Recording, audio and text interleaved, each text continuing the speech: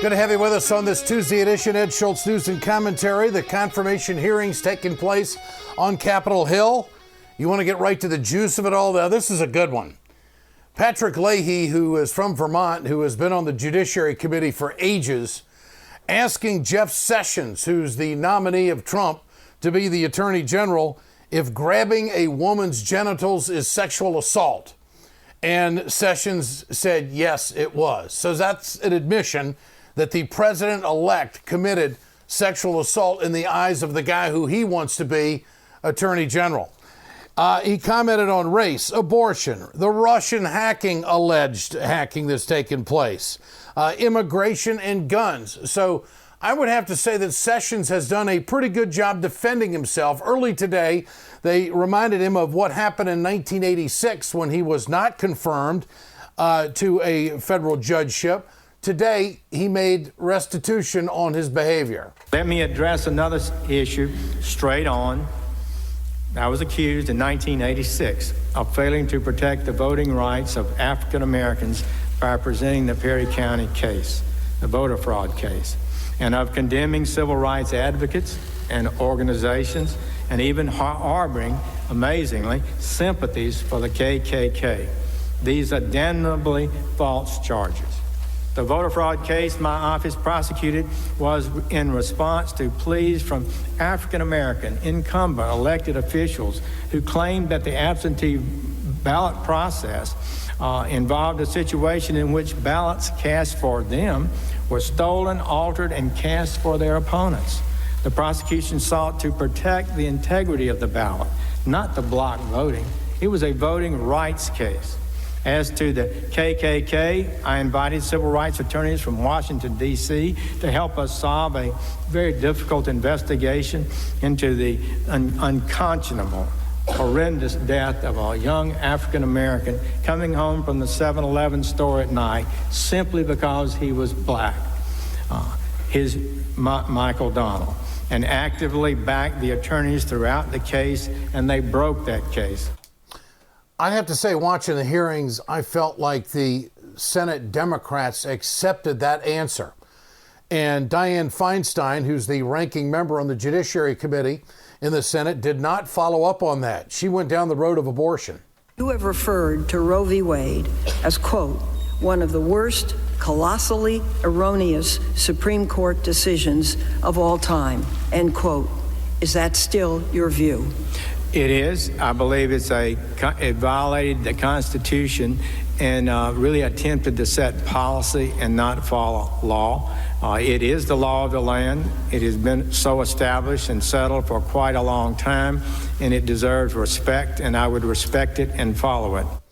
Now to Russian hacking. This, of course, has been a big story this week. Since Friday, the intel report came out with generic and vague language about how the Russians involved themselves in our most recent presidential election. Lindsey Graham asked the nominee about that. I have done no research into that. I know just what the media says about it. Do you think you could get briefed anytime soon? Well, I'll need to. I think you do, too. I find that interesting. How could a United States Senator who sits on the Judiciary Committee not be curious about involvement into our elections if the Russians really did do that? It's almost as if he didn't want to go down that road because maybe he knows that American intel community doesn't have the goods on the Russians. I don't know. I'm just speculating. It just seems to me that we're not getting the slam dunk. We're not getting the absolute verbiage that we normally get in intel reports. And now the State Department is coming out saying that they're not going to reveal their sources. John McAfee is going to join me tonight to talk about this, the cyber expert. Maybe there are techniques out there that are being used that the experts don't know about when it comes to tracing who exactly is hacking into your computers. So this story is a long way from being over. It's almost as if they're trying to break away from this intel story and the Russian hacking because they're on to bigger and better things and they're not going to make any hay on it. Now let's go to immigration. This is what Sessions had to say. And my impression of this is if Donald Trump wants to get rid of all the illegals in this country, all the people that have broken the law, even those who were born here, the Dreamer Act, this is the AG he's looking for. I'm going to follow the laws passed by Congress. As a matter of policy, we disagreed on some of those issues. I do believe that if you continually go through a cycle of amnesty, that you undermine the respect for the law and encourage more illegal immigration into America. I believe the American people spoke clearly in this election. I believe they agreed with my basic view, and I think it's a good view, a decent view, a solid legal view for the United States of America, that we create a lawful system of immigration that allows people to apply to this country, and if they're accepted, they get in. If they're not accepted, they don't get in, and I believe that's right and just, and if the American people are right to ask for it. Now that answer to me, folks, tells me that he would be the doctor of deportation if he were ever given the word by the President of the United States. What was interesting in that exchange is none of the Democrats asked Mr. Sessions if there was some legal way the United States could force Mexico to pay for the wall. The wall never came up in the discussions that I was watching today. And then, of course, there are guns. Best judgment, colleagues, is that properly enforced, the federal gun laws can reduce crime and violence in our cities and communities. It was highlighted in Richmond and Project Exile. Whatever that is, that one I'm not quite sure of, but it sounds to me that he is a staunch defender of the Second Amendment. When we come back, John Nichols, Washington correspondent of The Nation, responding to the confirmation hearings of possibly the next AG, Jeff Sessions. Stay with us.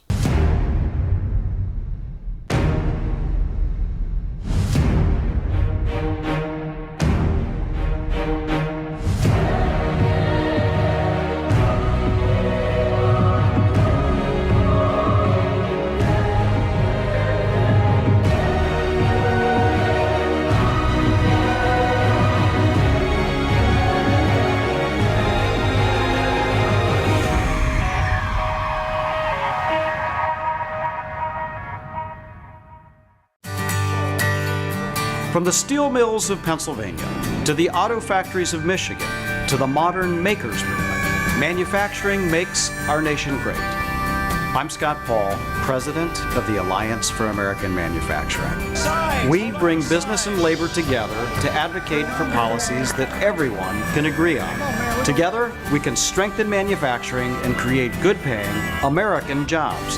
Help us keep it made in America.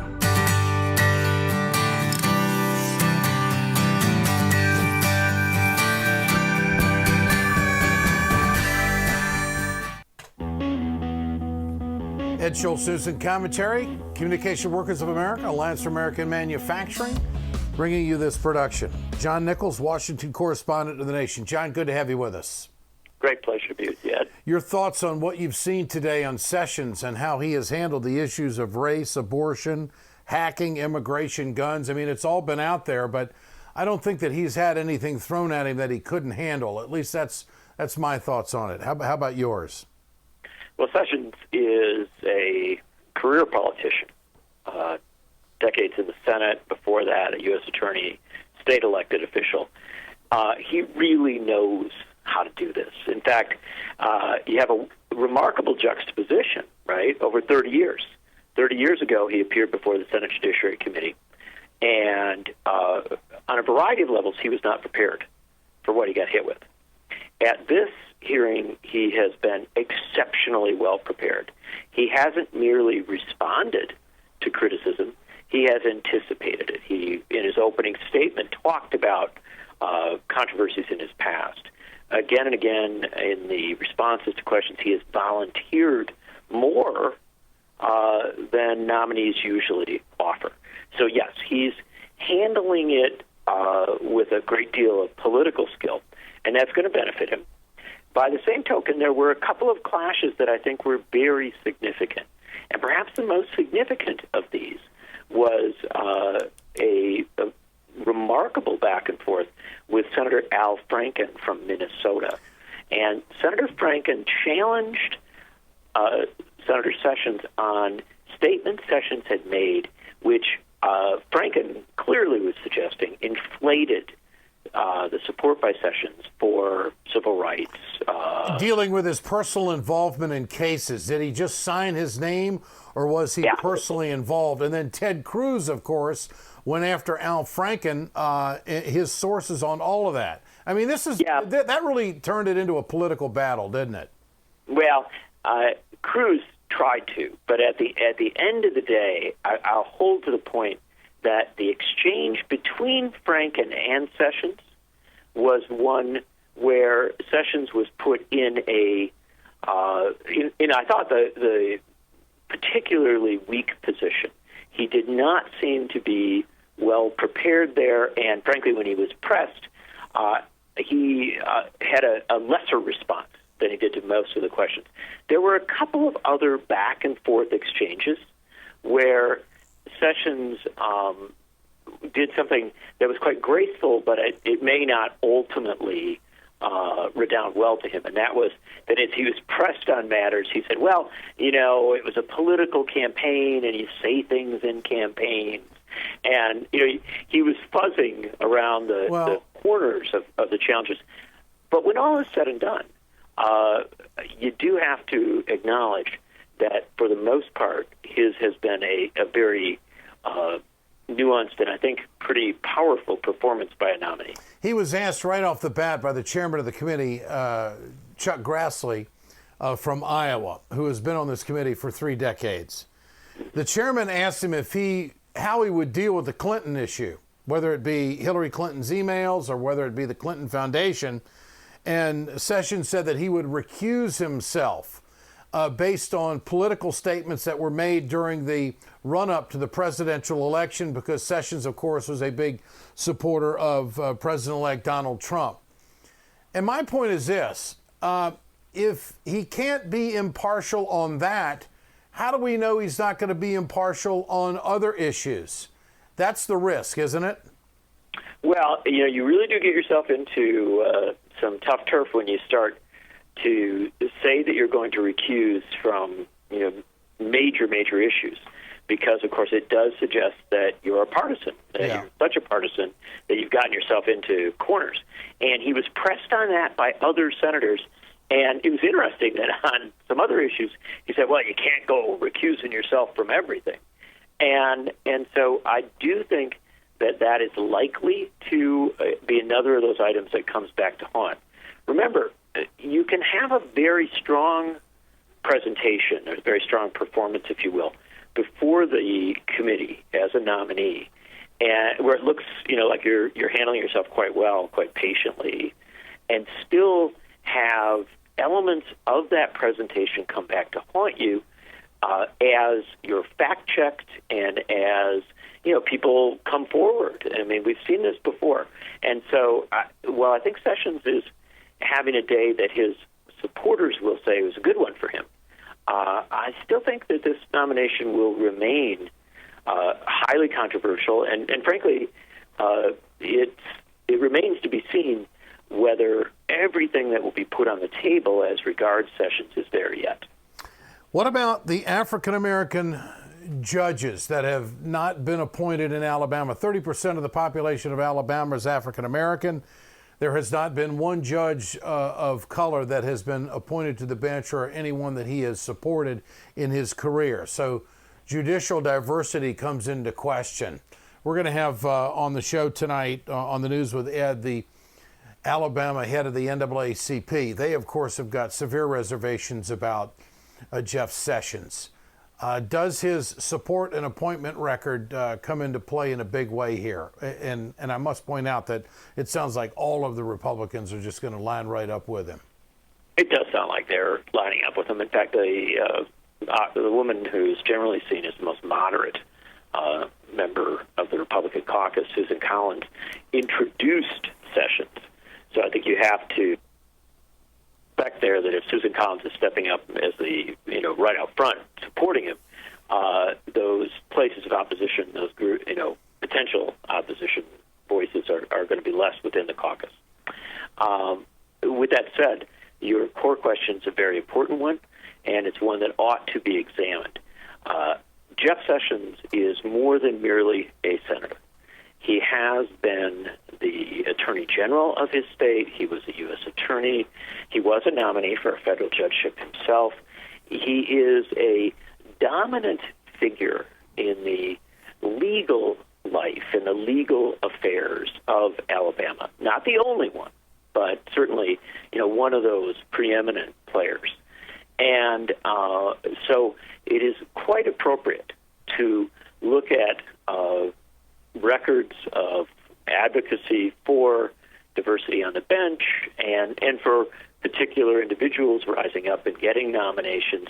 And that's something that the NAACP and others have raised as concerns.